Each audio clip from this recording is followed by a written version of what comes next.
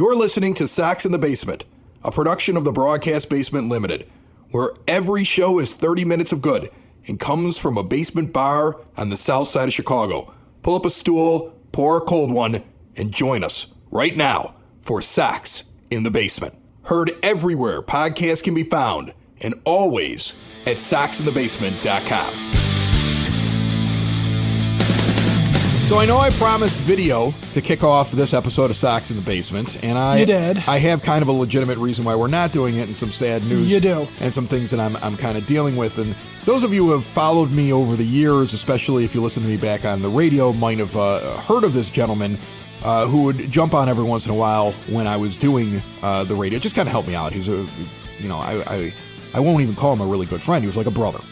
And my brother Joe Signorelli, otherwise known as Minnesota Joe, passed away this week. And it was a very shocking moment yesterday when I got the phone call telling me that somebody who's one of my best friends in the whole world had passed on. And I still am in a lot of shock, but I didn't want to not do the show. But there was no way I was going to get video up. And there was just no way that I could do anything else except for the bare minimum. Yesterday and today and this weekend will probably be a blur, and I'll probably not do anything that exciting for the next couple of days until I've gotten through this. But I did want to mention him because, I've talked about him before on this show. I've talked about him because he is from Minnesota, and he's a Twins fan. In fact, in the bar here, on the 9-foot homemade oak bar, I came down yesterday after I got the news. And I came down yesterday and looked around the bar, and there's a minimum of 4 pictures of him down here. If you've ever seen, video on the network of me standing at the bar with the microphone, there is a picture, actually, of me that he gave me. And you'll see it when we start doing a YouTube thing, if you've never checked out any of the other shows and the video of them, of me in, a nun outfit. It was Halloween. I was dressed as a nun with the big habit, and I'm smoking a cigar, and I'm holding a cup of beer. I'm in college, okay?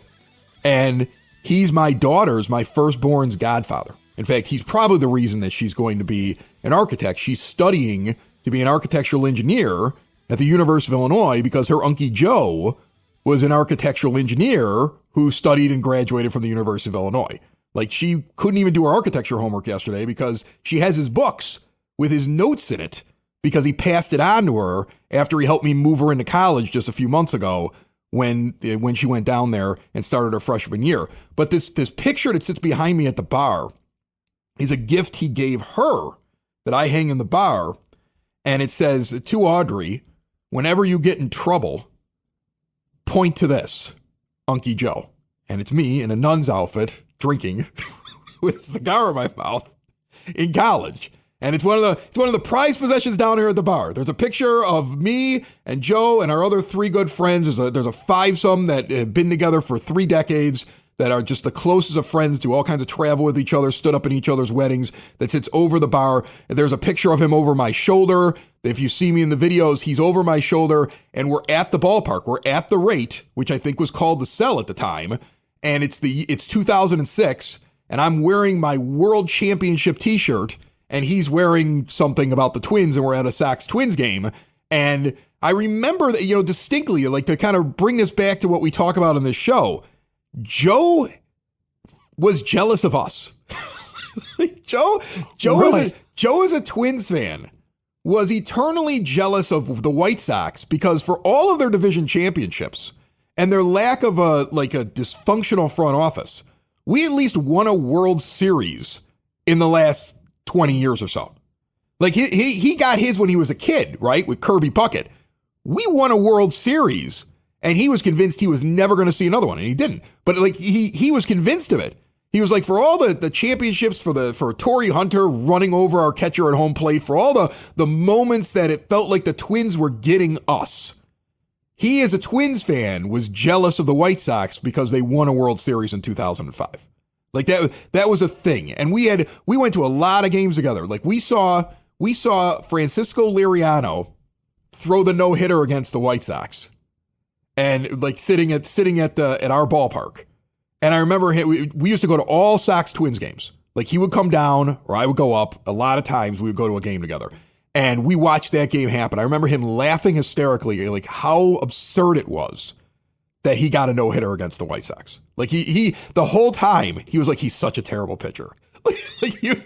And what I learned from Joe was, here's another fan from another fan base of the same age.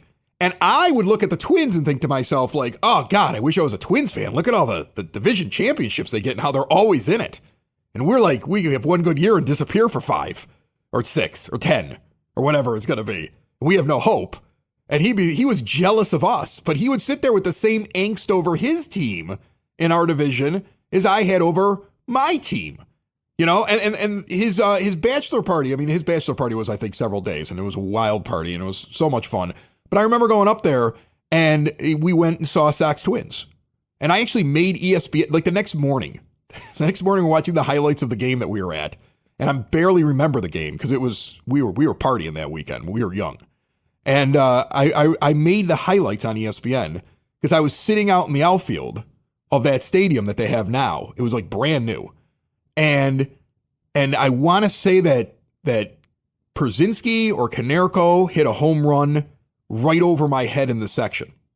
And it was a big moment in the game on the road. And I'm wearing an AJ Pierzynski World Series patch adorned road jersey in Minnesota. And the ESPN shot of me, which I did not remember even happening because that's how crazy that day was, is me just standing there with my arms out taunting the Twins fans as people were throwing half cups of beer in my direction. And I would wait every half hour while we laid in the hotel room that day following the bachelor party, laughing with my friends as we waited for the highlight to come again, because every half hour they'd replay it on ESPN when they get to the White Sox Twins game. And I'm like, here I come again, watch them throw beer at me, and everybody would laugh their butt off.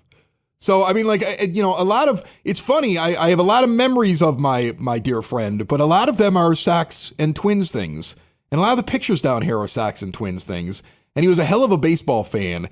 And I just think that the most amazing thing that I take from his fandom is he showed me that another fan base could be just as angst-filled and angry at their ownership, could be just as upset with the ridiculousness of how their team gets eliminated all the time. He saw it as, well, we're going to make the playoffs, but we're going to lose. I mean, there are text message after text message after text message of him asking me during a Sox Twins game, which team's going to screw this up? And so, like, I kind of wanted to share that today because that was something that, like, struck me this morning as I was getting ready for the show, was, like, he was the perfect example of, we always think that everything sucks for us, right? Because we're in it. This is our team. Everything sucks for us. And Joe was my reminder of every fan base feels like it sucks. Every one of them. And that the Twins fans were not doing any much better than the White Sox fans in our own division. We really are in truly the worst division of Major League Baseball, and everybody is suffering. That kind of hit me today. I remembered the way that he used to talk about baseball with me, and I just wanted to make sure I passed that along, because I don't think we ever realized that. If we're sitting here in spring and we're upset about things with our team, trust me, the Minnesota Joes of the world are upset about what's going on with the Minnesota Twins. And rightfully so. But, you know, I knew Joe a little bit, not obviously nearly as well as you did. And he was a hell of a guy. And you know, I'm really sorry for your loss, man. And I'm not sorry for anything that Twins fans are going through, however. I never had any sympathy for that whatsoever. That's okay. He wouldn't feel bad for you. He wouldn't feel bad for you. No, he didn't feel bad for me one bit. Not at all. Not one bit. He always hated the idea that AJ Pierzynski came here. That drove him nuts. That was their guy. And then he came here and he won a World Series. Like, he hated that road jersey that I had with AJ and a White Sox jersey with a World Series patch on it. I would wear that to annoy him. That drove him nuts. If we met at a game or he saw me and I put on a jersey, the first reaction would be like, like he would groan when he saw me wearing that thing. That was a point. That was a point of pain for him that AJ left. And even though he went to the Giants for 1 year before he got to the White Sox, he gets to the White Sox. He helps the White Sox win that division and win a title that the Twins were not going to win with that group, even though they came so close several times. Yeah, well, and that's the thing too, is we're reminded of that very scarcely, because we're just so attuned to White Sox players going to other places and doing well. Like, it would shock nobody if Yohan Moncada and Tim Anderson help lead Mike Trout to the promised land this year for the Angels. Actually, it would shock everybody if the Angels made it to the World Series, but you get my point. Like, if those two contributed to it, it would be like, yeah, that figures. Yeah. Right?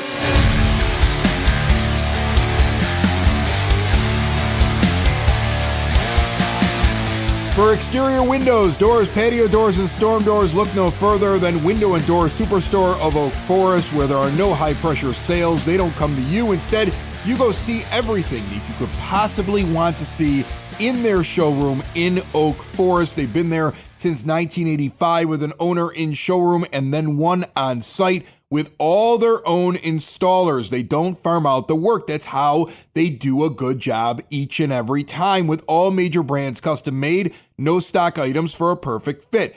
Window and Door Superstore of Oak Forest is located 1/2 block east of 159th and Ridgeland at 6280 159th Street. See more at windowdooroakforest.com. And as we're sitting here in spring training, I have angst over some of the things that I'm seeing here. Like, I don't understand the Mike Clevinger move.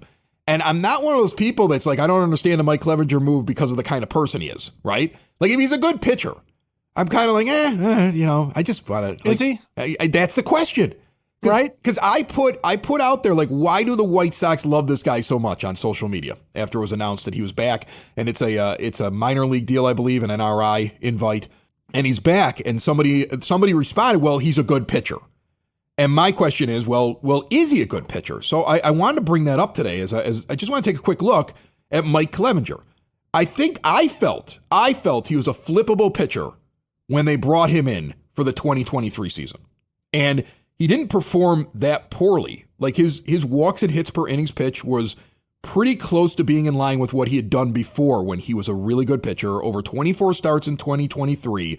He had a 4.28 ERA, but he had a lot, actually, no, that's his FIP. His 4.28 FIP. He had a 3.77 ERA, which is right in line with some of his better years. I mean, he was a little lower in his best years, but this was not one of his bad years.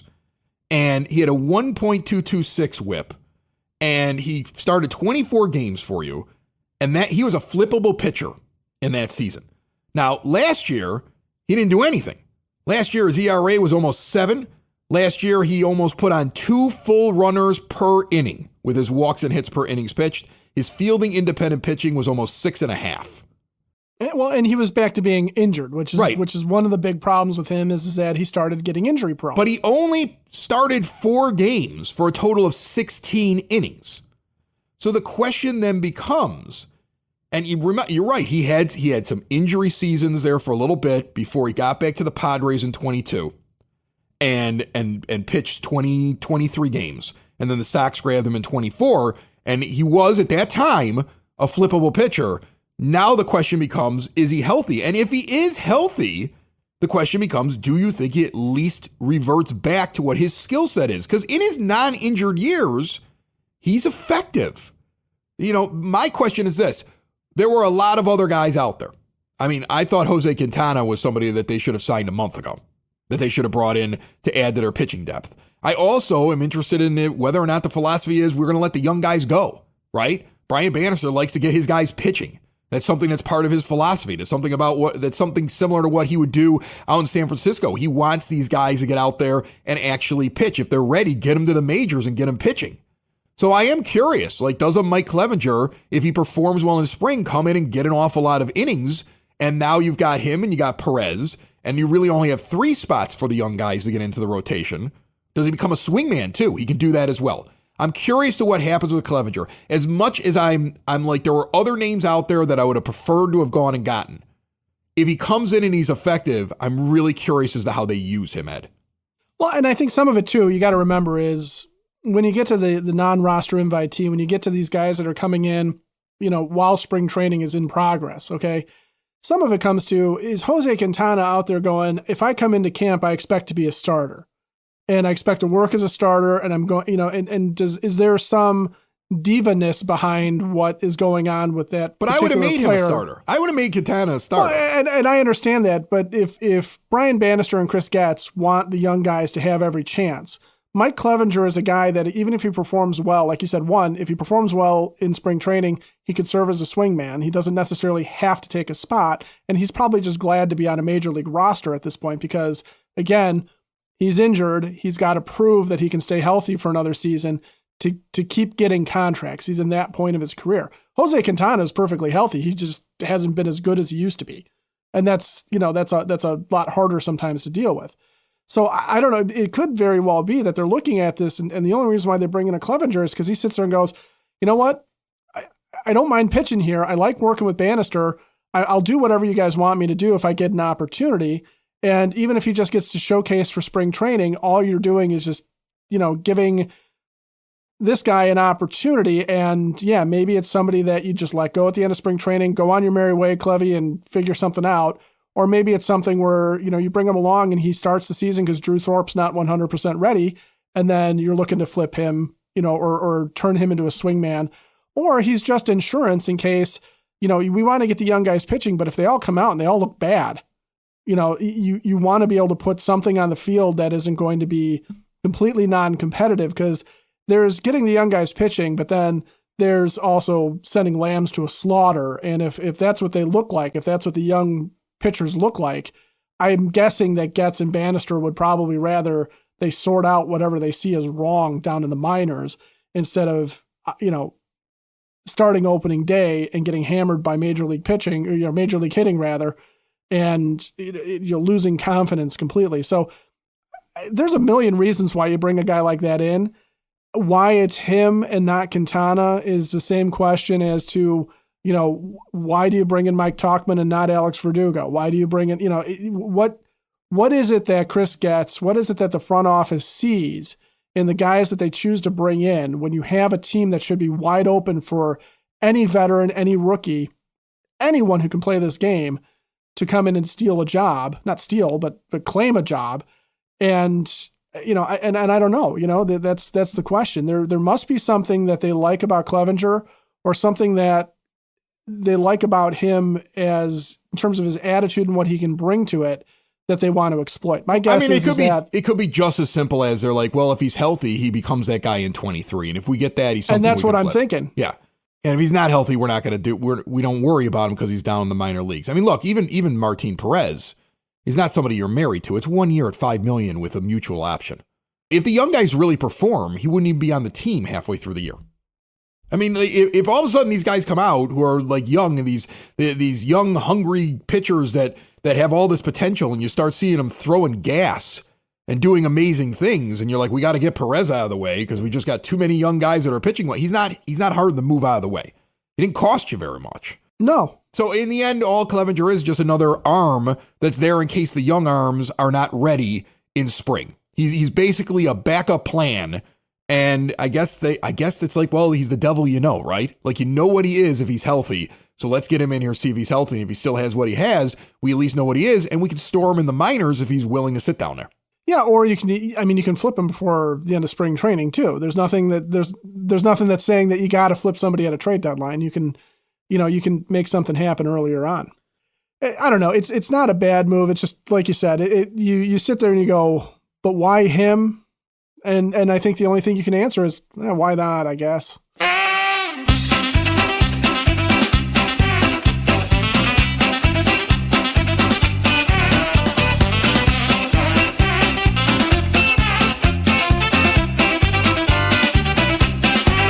Dave Marin, the Sox nerd, puts all those tidbits up on the scoreboard at the rate, but he joins us here weekly on Sox in the Basement, and he's brought to you by the Village of Lamont. Want to experience a downtown with real history, great eats and drinks, and green spaces filled with adventure? Visit the Village of Lamont. Shop, dine, drink, explore, and check out the brand new Lamont Unlocked podcast going all over town and showing you why you need to visit Lamont at lamontdowntown.com. Nerd, what do you got for me? Chris, let's make this yet another Sox Nerd prep session for the 2025 season, shall we? After Rojas and Slater the last couple of weeks, let's go with left-handed reliever Cam Boozer. You really have to hand it to this guy for sticking to it. This dude has bounced around. He attended 3 colleges and made 7 stops in the Twins chain, topping out at High A Fort Myers before retiring in 2017, mainly because of injuries. While working as a union carpenter in his native Seattle, Boozer discovered during pitching lessons he was giving, he could throw 96 miles an hour without pain. The independent Chicago Dogs liked what they saw and signed him. After brief stints in the D-backs organization and with the independent Lancaster Barnstormers, Boozer landed in the Boston organization, where he showed the Red Sox enough in Double and Triple A to earn a promotion to the show. Last season, Boozer was 2-3 with a 3.39 ERA and 1 save in 43 outings for the Bo Sox. One of those appearances, a scoreless 10th on June 9th at Guaranteed Rate Field, netted him his first and only MLB save. With ghost runner Sheets on second, Boozer whiffed DeJong and Vaughn and got Mendick to line out to end it as the Red Sox avoided a sweep. He's a great story. A great pitcher? Some of his numbers were good. He had fewer hits than innings pitched and more strikeouts than innings, but he needs to improve on 2 stats, which I love when it comes to relievers. Inherited runners scored. He was at 60%, well below the league average, and first batters faced, where that average was an alarming 390. But, Chris, as you and Ed have pointed out many times, the 2025 White Sox will be a platform for players like Boozer to continue to prove themselves or bounce back. Boozer reminds me of Jim Morris, whose comeback story was recounted in the Dennis Quaid movie The Rookie. Morris pitched briefly with the Sox Class A Sarasota affiliate in 1989. Frank Thomas also played on that team. And one more. When Cam Boozer makes his Sox debut, he will be the first Boozer to play for a Chicago team since Carlos scored 14 points and grabbed 11 rebounds for the Bulls in the 91-86 loss at Charlotte on April 16, 2014. Before I get to my zinger, I remind you that gems like these and long-form pieces are on my blog, which you can link to at soxinthebasement.com. By the way, I've started posting a daily random Sox list on my blog. Today I have a list of every spring training opening day starting pitcher since 1970. My zinger, in honor of the 20th anniversary of the World Champions, I'm going to zing frequently about that team, throwing out some gems you may not know about the 2005 Sox. Jeff Blum, love him. There is more to the Blummer than his 14th inning homer in Game 3 of the 05 World Series.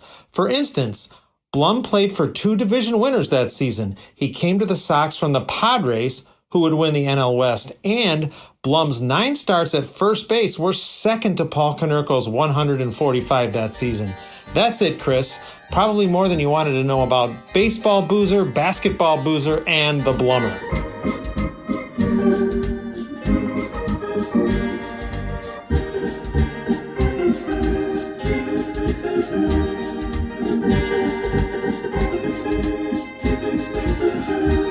Let's talk about Paul Janish, and he's the player development guy. He's Chris Getz 2.0, another former Major League Baseball infielder who's in charge of development for the White Sox. Hopefully a little bit better results. But he gave an interview, right?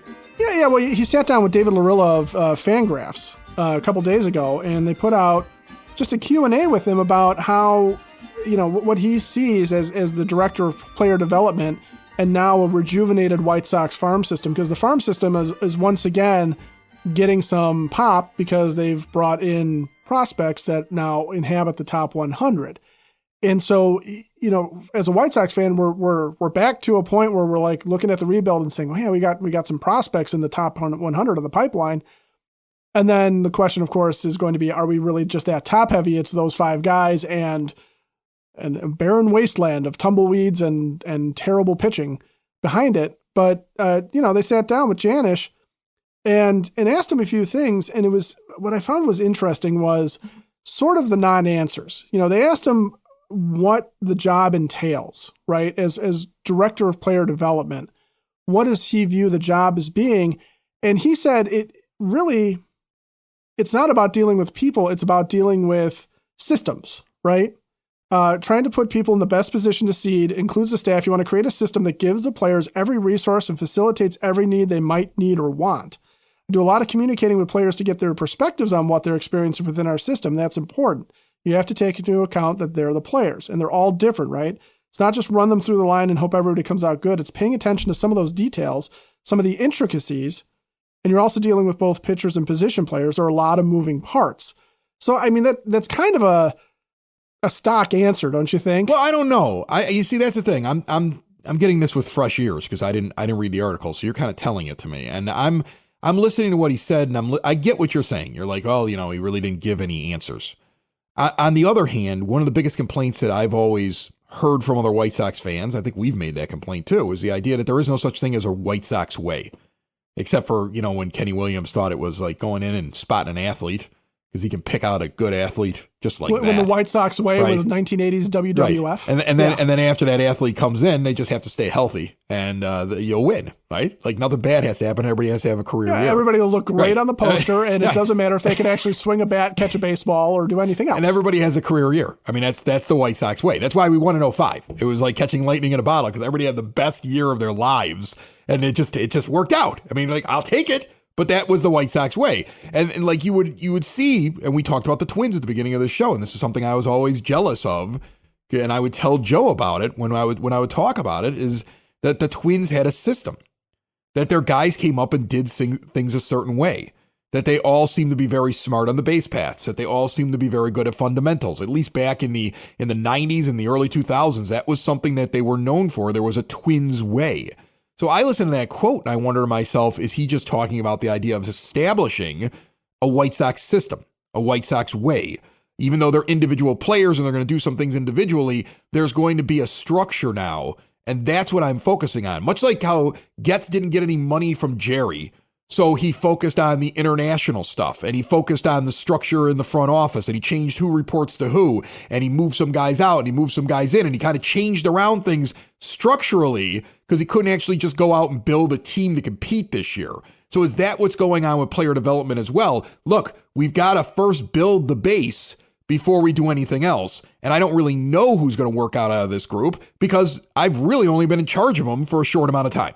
I think it's possible. And to your point about there being a way of doing things and establishing a base, I mean, it seems like what he's talking about here in the article is a lot of trying to give the players information and set them up for things. Because he talks about, ultimately we're trying to help guys understand what they're good at, what they are predisposed to being good at, and focusing on that while still trying to impact what they need to work on. We're making sure that they are operating biomechanically how their bodies want. And he's talking there about the pitchers, but he also mentioned that they're just ahead on what they can do with the pitchers, further ahead on what they can do with the pitchers than they are with the hitters. So he's sort of, kind of using that, I think, to demonstrate what you're just talking about there, which is how do you make these guys fundamentally sound and understand what they need to know to play baseball properly at the major league level while emphasizing what they're good at? Because that also, always seemed to be something that periodically we'd hear the White Sox do, right? Like everybody had to throw a cutter under the Don Cooper era. That was sort of not something that it was a one-trick pony, but like that was something that it seemed like every pitcher had in their arsenal. And there was a philosophy behind that, but it was also an actual physical thing. And you go back to remember when Walt Riniak was the hitting coach and everybody had to take their top hand off when they followed through, right?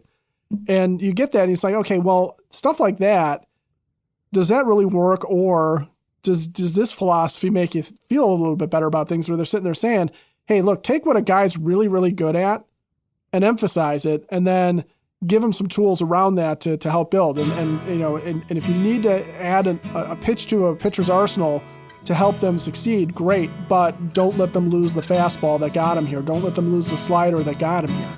Because that's what I read into that. And I think, if you're going to develop a player, kind of how you have to do it, right? You have to let them do what comes natural and then give them something else, give them a couple of things else that helps them make it so that they can make it and play the game. Sox in the basement. Sox in the basement. Sox in the basement. Sox in the Basement. Heard everywhere podcasts can be found and always on soxinthebasement.com.